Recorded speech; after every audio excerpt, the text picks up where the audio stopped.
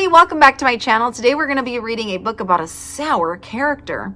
Have you ever felt sour? Sour in a way that you have the grumpies and you don't know how to make them go away? Well, today we're going to talk about a little dude and his name is the Sour Grape. We're going to go on an adventure with him and see if he can turn from sour to sweet. The name of the book is The Sour Grape and it's written by Jory John and Pete Oswald. Here we go. The Sour Grape by Jory John and Pete Oswald. I'm a grape, a sour grape. Grrr! If somebody upsets me, I'll remember it. If somebody wrongs me, I won't forget it. If somebody insults me, I'll never ignore it. Nope. See the banana over there? That banana slipped and bumped into me, so I'm holding a grudge. See that orange? That orange didn't call me back for a week.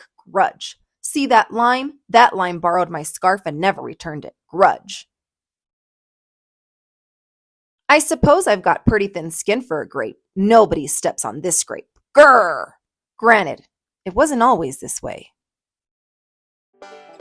I grew up in a close-knit bunch. There were about 300 of us in our little community. We were sweet to each other. You look nice today. So do you. No, you do. We all lived on a vine. Sure, it was a bit claustrophobic, especially when we were trying to get ready in the morning. Are you done in there? Come on! But my family was ripe with humor, goodwill, and warmth. We did our best with what we had. Are you gonna finish that? My grandparents visited on the weekends. We'd stroll in the sun and they'd teach us what they knew. They said that it takes a bunch to raise a seed. They said that good grapes roll their way in life. They told us to be kind, forgiving, considerate, and grateful. Or grateful, my grandpa said with a wink. Above all, no matter what life throws at you, and there will be a lot, try to stay sweet, my grandma said. Indeed, we said in response. For a while, I was the sweetest of the sweet. I said please, I said thank you, I brushed aside life's little annoyances. I knew how good I had it. Oops, haha, no problem at all. But then one day, something changed in me. It was my birthday.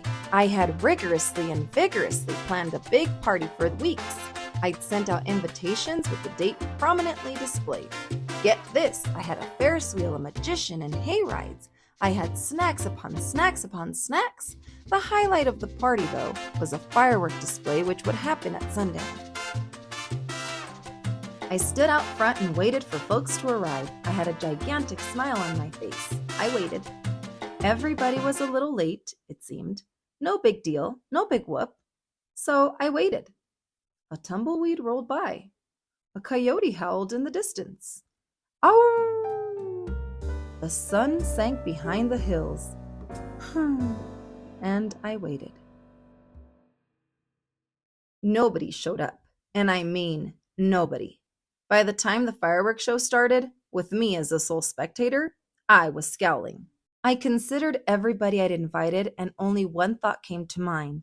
Grudge, grudge, grudge, grudge, grudge, grudge, grudge, grudge, grudge! After that, my personality became something else entirely. I went from sweet grape to bitter grape to a snappy grape. I'll move my chair!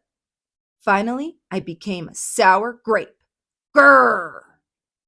I started holding minor grudges that eventually became major grudges. Why don't you watch where you're going? I scowled so much that my face got all squishy. You know what? Don't even bother calling me back. I took my grumpiness out on others. Are you ever going to return my scarf?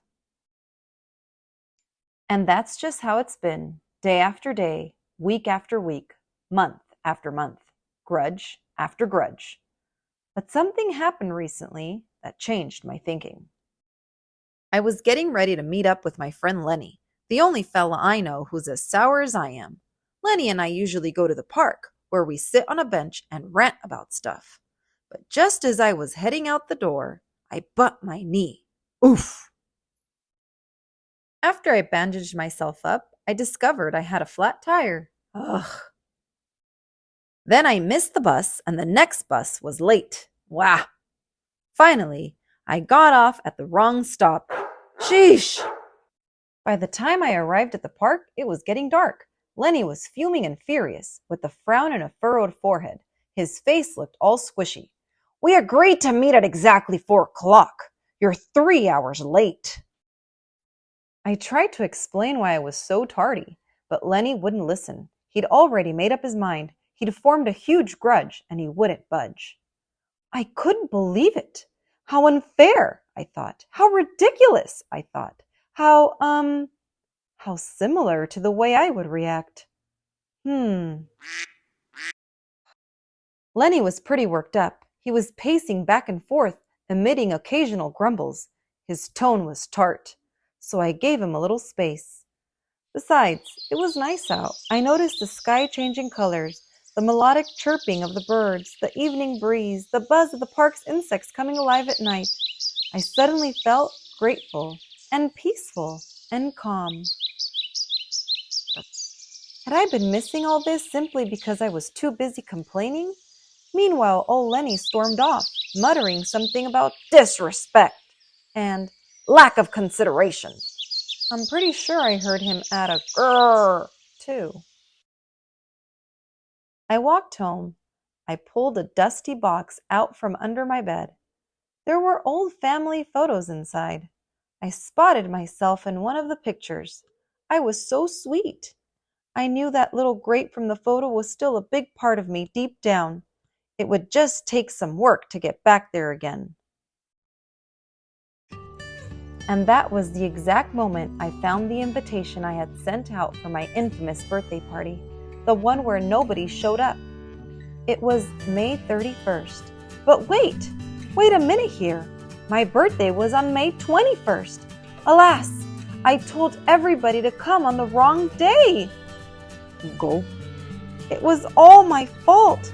I realized nobody's perfect, not even me. After that day, I started noticing other things too, like how remaining sour all the time is so draining. I'd wasted so much energy holding grudges when I could have easily cleared the air if I'd felt hurt. And yes, I still get upset from time to time, but that's okay, because now I talk and I listen and I work things out instead of just walking away. My sourness is fading. I'm letting go of all my grudges. And hey, it's working. Slip-ups happen. I'm just glad you're okay. Aw, thanks. That scarf looks sublime on you. Why don't you keep it? Really? You're the best. Aren't you glad that we got to catch up? I'm so grateful that we did. Sure, sometimes I still let out a little grrr when I'm frustrated, like this. Grrr. But then I move on. My face is less squishy, too. Oh, and don't worry, things are okay with Lenny again. Gosh, sorry I'm late. You must be furious. No big deal, my friend.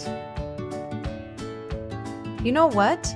If you look at things in the right sort of way, and if you remember to be kind, considerate, forgiving, and grateful, life really can be pretty sweet.